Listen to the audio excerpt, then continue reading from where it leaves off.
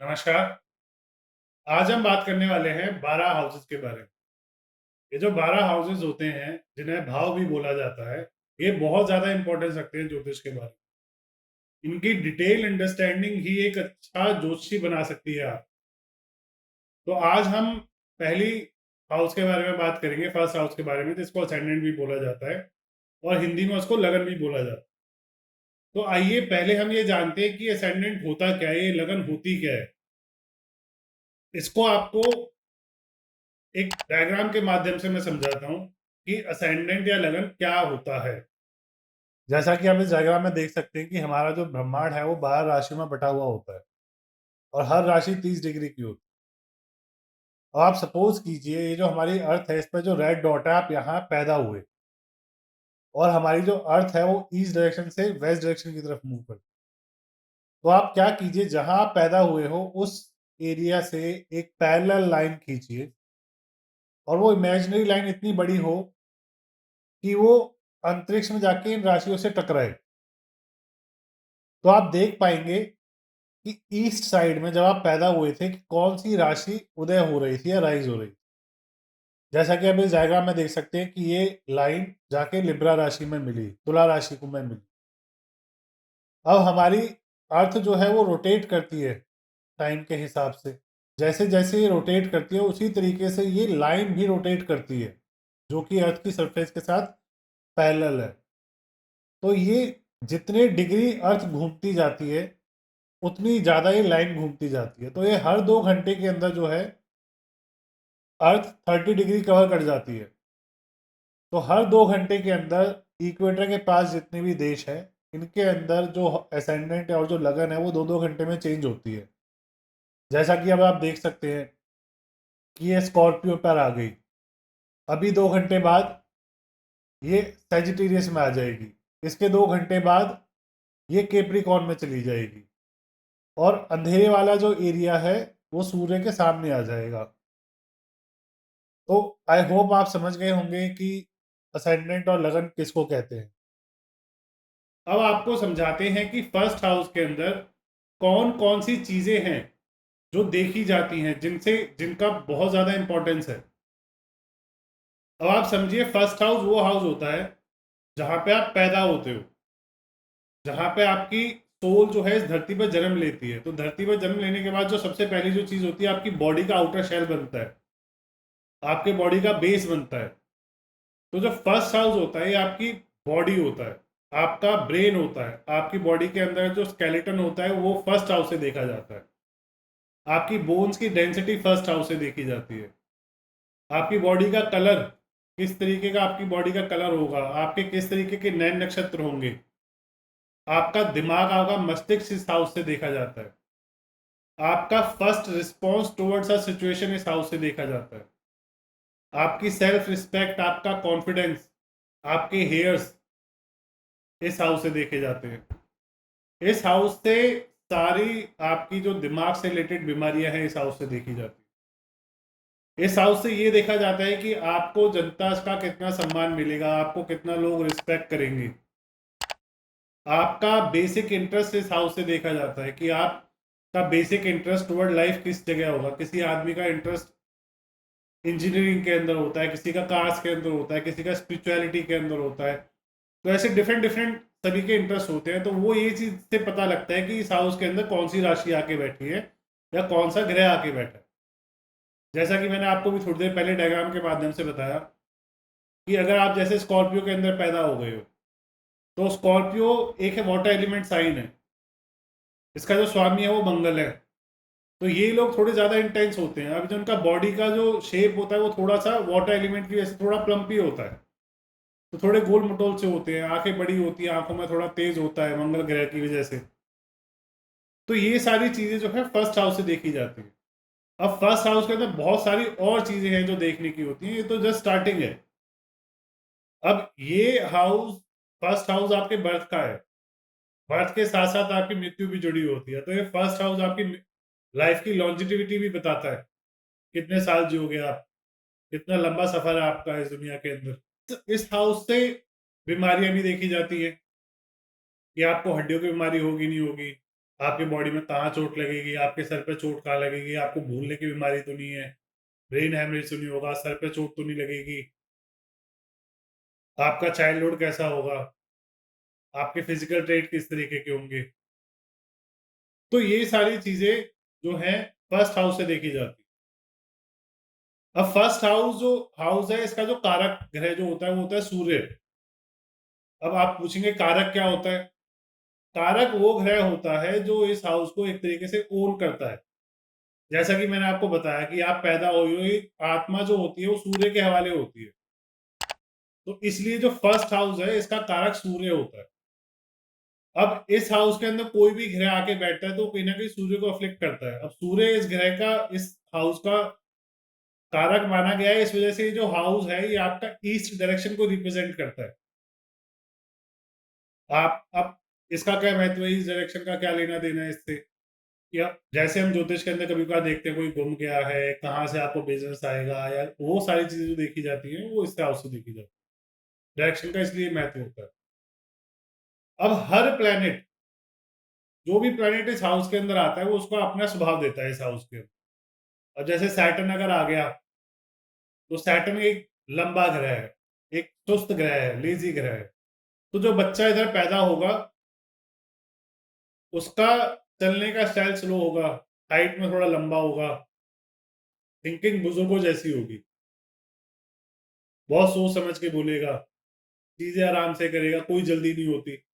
ऐसे ही अगर मरकरी यहाँ पे आ जाता है तो मरकरी क्या करेगा, आदमी को खेल कूद में लगा देगा, चंचल बना देगा बहुत ज्यादा। इसी तरीके से राशियों का भी स्वभाव होता है।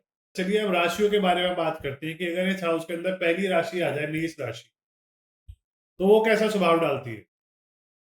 आप सिर्फ भाव और राशि के बेसिस पर बहुत सारे प्रिडिक्शन कर सकते हैं, आपको ग्रह की जरूरत नहीं होती, क्योंकि राशियों का अपना एक अच्छा स्वभाव होता है।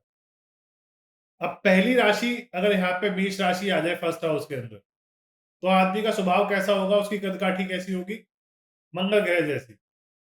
इस मेष राशि की जो सिंबल है वो कौन सा है, गोट। तो ये वाले जो लोग होते हैं, का जो फर्स्ट रिस्पॉन्स होता है towards a situation is a fight. ये सोचते कम है, करते ज्यादा है, बोलने से पहले थप्पड़ मार देंगे।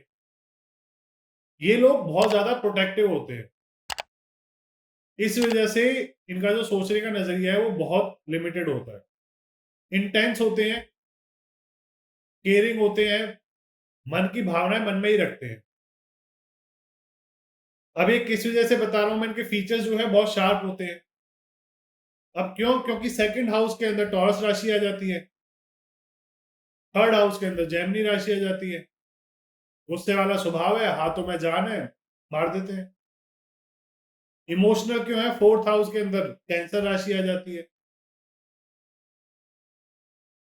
तो इस तरीके से आप सभी भावों का जो है विश्लेषण कर सकते हैं, सिवाय राशि के बेसिस।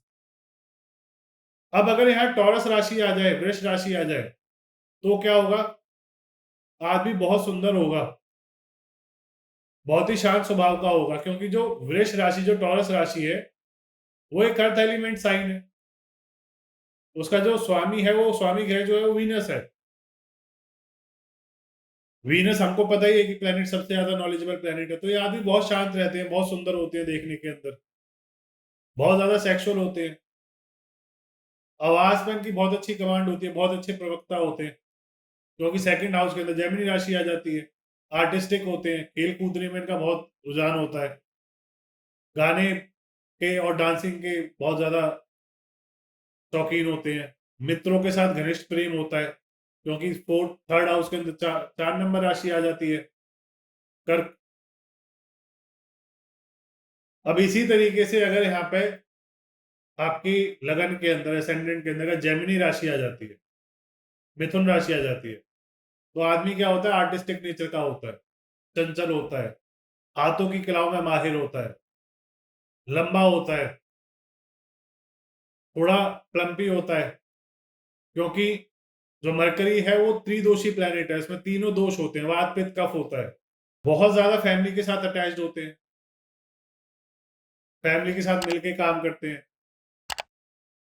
दोस्त बहुत ही नेता टाइप के होते हैं, सोचने का जो नजरिया इनका इनका डुअलिस्टिक वे होता है देखने का दुनिया, क्योंकि डुअलिस्टिक नेचर है। मर्द और फीमेल दोनों है इसके अंदर, सिंबल के अंदर। तो जो फर्स्ट हाउस की जितने भी एलिमेंट है जो मैंने आपको भी बताया, वो सारे राशि के साथ कोलैबोरेट करने लग जाते हैं। अब ऐसे यहाँ अगर कैंसर आ जाता है तो आदमी का सोचने का नजरिया बहुत ही इमोशनली वर्क करता है। कोई भी सिचुएशन आएगी उसको इमोशनली हैंडल करने की कोशिश करेगा। शांत स्वभाव का रहता है। हाइट शॉर्ट होती है। पानी ज्यादा होता है बॉडी के अंदर। थोड़े मोटे होते हैं। देखने में गोल मटोल होते हैं। बॉडी स्केलेटन थोड़ा वीक होता है इनका। तो सारे के सारे जितने भी मैंने आपको बताए, सोचने का नजरिया, दिमाग का देखने का तरीका, वो सारी चीजें साइंस के अंदर मिक्सअप हो जाता है। ऐसे ही लियो होगा तो यहाँ पे ज्यादा आक्रामक हो जाता है। नेतागिरी या दिमाग के अंदर आ जाती है। सूर्य इस हाउस का ऑलरेडी कारक है, ईस्ट डायरेक्शन है, तो बहुत ज्यादा पावरफुल योग बन जाता है यहाँ पर। डोमिनेटिंग बिहेवियर होता है। लोगों की, जनता की सेवा करने का विचार रहता है। पॉलिटिशियन बनने का विचार रहता है। काफी ठोस बॉडी होती है इनकी, काफी बॉडी स्केलेटन में वेट होता है। स्क्वायर शेप का इनका फेस हो जाता है। बॉडी एकदम शेर जैसी स्क्वायर शेप की बॉडी हो जाती है। कद काठी उसी तरीके की होती है। यहाँ जेमिनी आ जाए, सॉरी, यहाँ पे अगर वर्गो आ जाता है तो आदमी वर्कहोलिक हो जाता है। इस राशि को काम करने में ही मजा आता है। बुध की दूसरी राशि है ये। चंचल स्वभाव के होते हैं, बहुत ज्यादा क्वेश्चन पूछते हैं।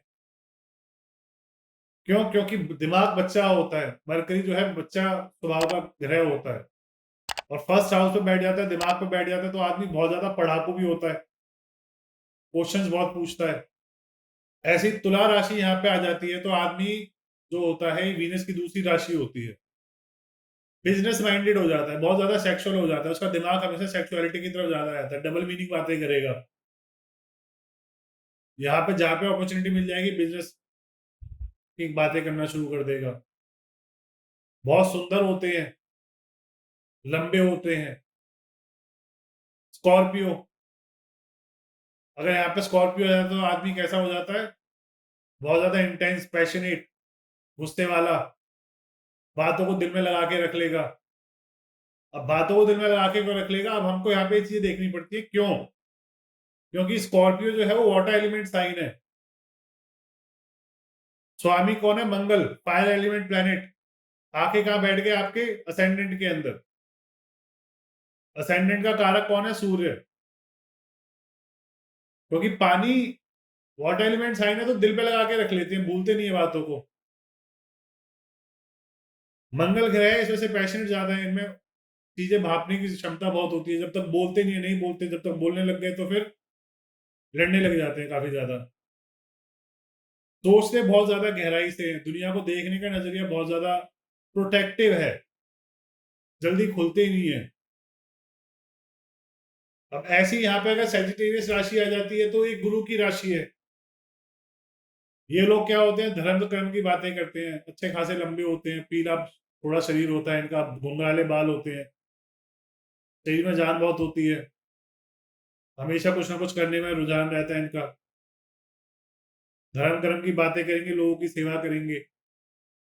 बट ये जो साइन है थोड़ा फायर एलिमेंट का साइन है, इस वजह से गुस्सा जल्दी कर जाते हैं,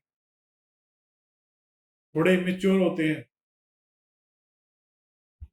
अब ऐसे ही यहाँ पे अगर केप्रिकॉन आ जाता है, शनि का साइन है, सैटर्न अर्थ एलिमेंट साइन है, तो ये लोग क्या है, यहाँ पे आने की वजह से, कैप्रिकॉन आने की वजह से थोड़े लंबे होते हैं स्वभाव, हाइट में, देखने में सुंदर होते हैं। इस, अगर आपको इसका सिंबल ध्यान हो, इसका सिंबल है half crocodile submerge in water. बहुत ज्यादा ऑब्जर्वेंट होते हैं। शनि प्लैनेट वैसे ही स्लो प्लैनेट होता है, तो सोचने का नजरिया बहुत गहरा होता है, बट एक्टिविटीज बहुत स्लो हो जाती है।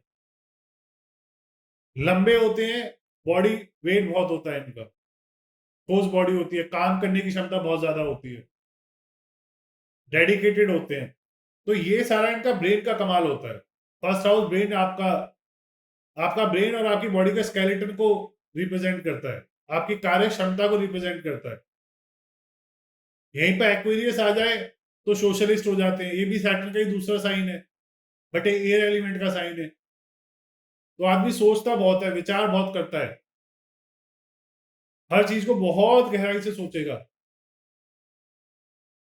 दुनिया के प्रॉब्लम्स के बारे में सोचता है ऐसा इंसान। बट ऐसे इंसान को कोई ना कोई कफ से या वायु से रिलेटेड प्रॉब्लम रहती है। स्पाइसेस आ जाए तो आदमी स्पिरिचुअल हो जाता है। वाटर एलिमेंट साइन है, गुरु उसका स्वामी है। इन लोगों को किसी चीज की जल्दी नहीं होती, शांत रहते हैं। हाँ, कोई बात, उनका फर्स्ट एक्शन जो होता है, हाँ देख लेंगे, शांति से चीजें हैंडल कर लेंगे। गुरुओं की खोज में रहते हैं हमेशा, नॉलेज सीकर रहते हैं ये। तो इतनी सारी प्रिडिक्शंस आप सिर्फ फर्स्ट हाउस के अंदर सिर्फ और सिर्फ साइन, राशि के माध्यम से कर सकते हो। अब ऐसी अगली वीडियो के अंदर हम सेकंड हाउस के बारे में करेंगे डिस्कस। सारी राशियां जो है सेकंड हाउस में किस तरीके का रिप्रेजेंट करती है, क्या क्या रिप्रेजेंट करती है। फिर हम इन हाउसेज में प्लैनेट्स का स्वभाव भी देखेंगे। अब जैसा कि मैंने आपको सभी प्लैनेट्स के बारे में बताया, अब ऐसी अगर यहाँ पे वीनस आ जाता है लगन के अंदर, तो आदमी का स्वभाव किस तरीके का होगा। अगर यहाँ पे एरीज राशि हो जाती है और वीनस ग्रह इस राशि इस हाउस के अंदर आके बैठ जाता है, तो क्या स्वभाव होगा। अभी तो हमें इसके अंदर इतनी सारी चीजें ऐड करनी है कुंडली के अंदर, चार्ट के अंदर। अभी इसके अंदर नवमांश एक कॉन्सेप्ट होता है, वो भी समझ रहे हैं। ऐसे बहुत सारे चार्ट्स होते हैं जिनके बारे में हम सिर्फ लगन का बाइफर्केशन करते हैं, डिग्री वाइज बाइफर्केशन करते हैं। अभी हमें इसके अंदर नक्षत्रों की भूमिका भी डिस्कस करनी है कि आप जब पैदा होते हो, किस राशि में, किस नक्षत्र में पैदा हुए हो, उस नक्षत्र का भी बहुत बड़ा रोल होता है। तो इन कॉन्सेप्ट को बहुत अच्छे तरीके से आप समझिए, तभी आपको आगे जाके क्लियरिटी आएगी प्रिडिक्शन करने में भी और चीजें समझने में भी। मिलते हैं आपसे नेक्स्ट वीडियो के अंदर, जिसमें हम डिस्कस करेंगे सेकंड हाउस।